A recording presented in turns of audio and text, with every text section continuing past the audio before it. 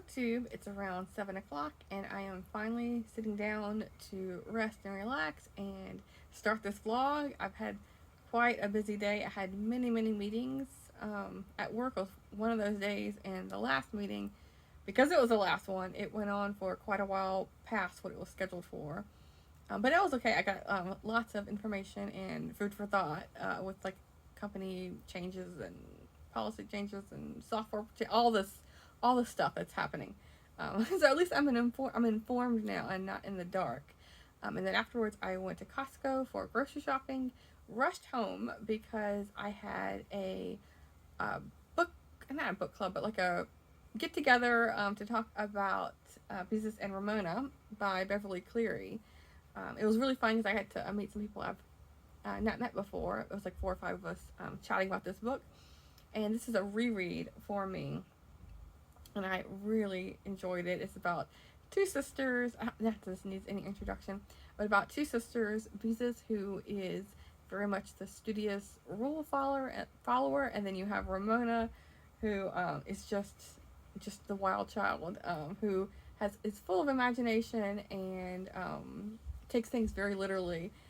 We talked about how she does a lot of things that you could get very much in trouble for, whereas in this story, the mother, she's just a kid, and she's young, she'll grow out of it.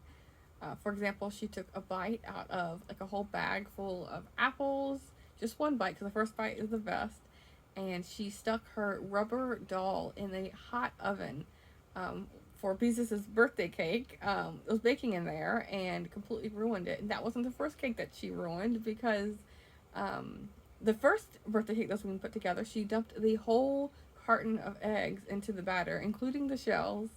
So yeah, I mean, she was just full of energy. But as I had mentioned during our discussion, I think this really holds up as an adult read. And this is my second time reading as an adult, and I'm pretty sure I read this as a kid. I would be shocked if I didn't. But I remember seeing the covers, like in my school libraries and like the classroom libraries. But along with it being really a great read for an adult, it's perfect for children, because if like me, for example, I was very much a Beezus. I was a rule follower, but if I wanted to like live on the dark side of things, I could through Ramona and her actions. So yeah, this was just a fun read. So if you haven't read this series or anything about Beverly Cleary, and you are an adult, then yeah, you should give it a try, because it's not like your kid books that are just for kids. There's something there for adults. And so after that, I went on a super long walk with Fable, because she was feeling a little bit neglected and I needed to stretch my legs. So we went on a really long, like hour and a half walk. And now I'm sitting down here with you after all of that. And I'm reading another children's book. I'm not sure if I will read this all the way through tonight or switch to a nonfiction. I might need a break from children's literature. But this is One Crazy Summer by Rita Williams Garcia. And it has won like many awards. Let's see, it has the Scott Odell Award. It was a Newbery Honor Book.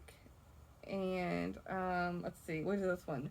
The Nonviolent Social Change Greta Scott King Award. And then the National Book Award finalist. So yeah, quite a bit there.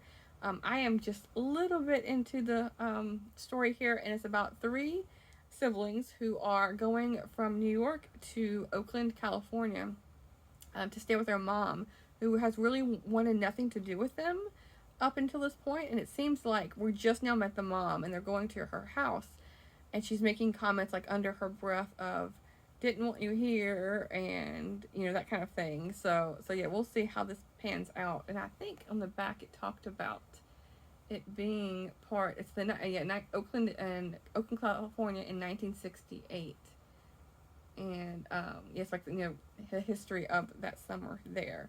So yeah, we'll see how this goes, and if I pick up another book, I will let you know. Sorry again for just filming sitting on this recliner. I mean, it's my comfy spot, but I do need to capture some more footage. But it was just one of those days where if I had, shown the camera around, like I'm working, I'm in a meeting, I can't show you that, or Costco shopping. So I don't know. Need to think of something to just invigorate these vlogs. But yeah, I will talk to you in a bit.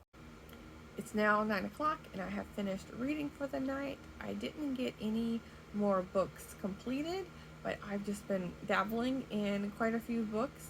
A couple of days ago, I mentioned that I had started reading all of the short story and essay collection books that I had on my TBR for this month, and I never do that. I typically I read, if I'm reading a short story collection or essay or what have you, journals, I will just read it slowly, and then when I get it done, then I'll start the next one.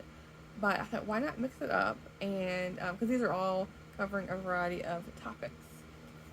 So I read a little bit more of Akin to Anne, and I am more than halfway through. Some of these are just a couple pages, and this last one I read was about two people that run into each other at school, and they look very, very similar with a couple minor differences, and come to find out that they are related. And so yeah, Akin to Anne is all about orphans. And then I finally got a chapter into Absence of Mind by Marilyn Robinson. I had read the introduction a couple days ago, but haven't picked it up since. The writing is very dense for nonfiction writing. I feel like can be weighty to get through, and so I've just been putting it off. And honestly, right now with my being so tired, probably wasn't the best time to pick it up. But this is focusing on, it's almost like a work of philosophy in a way, which I never read philosophy. It's not my jam at all.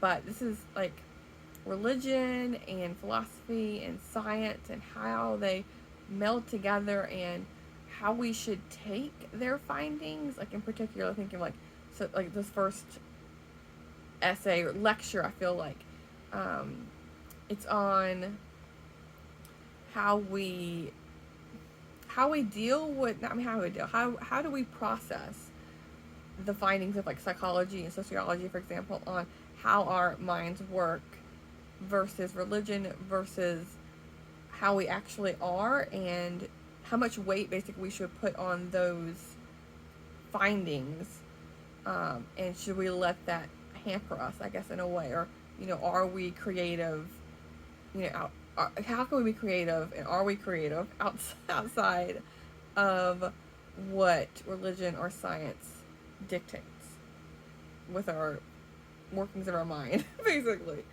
And then I read one short story in Heart Songs by Annie Prue. This was about a rough family. This story was called Stone City. And it introduces, the main character is someone who isn't from the area and doesn't really know this like really small town life. And so he meets one person from this family who just introduces him to all the others, but he just keeps hearing story after story of them and how rough they are, but they're kind of like, they're owning the town, they're running the town, and what they say goes kind of deal. And then I did end up starting a nonfiction book after reading a little bit of that children's, One Crazy Summer, the children's book. So I started Letters on an Elk Hunt by a Woman Homesteader by Eleanor Pruitt Stewart.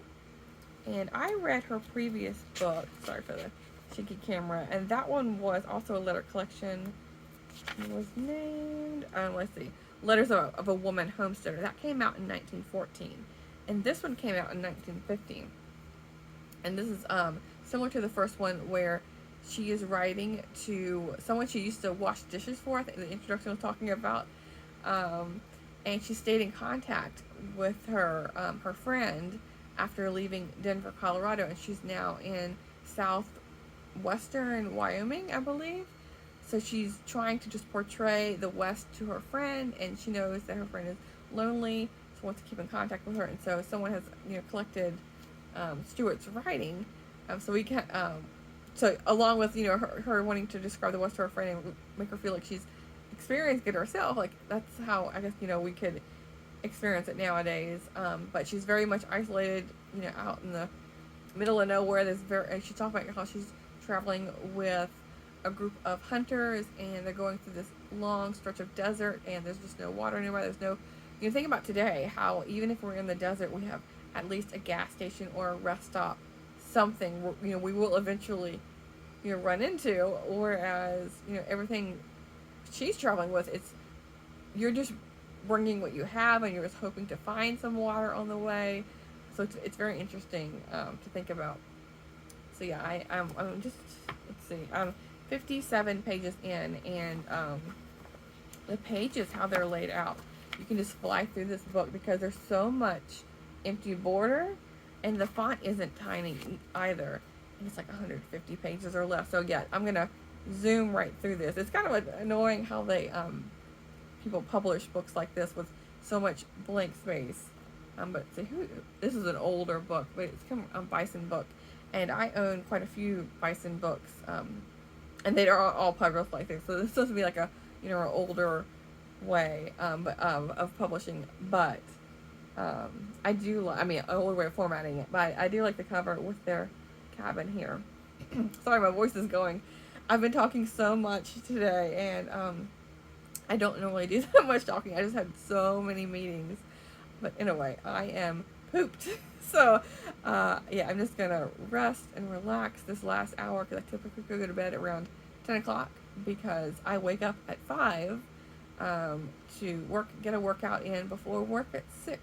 Sometimes I work at 5:30 because I'm in the West Coast in Portland, Oregon, but my company is based in North Carolina, so I have to follow their time, their time schedule. So yeah, I get up quite early, so I need to get my rest. So I'll talk to you later. Thanks, Book 2.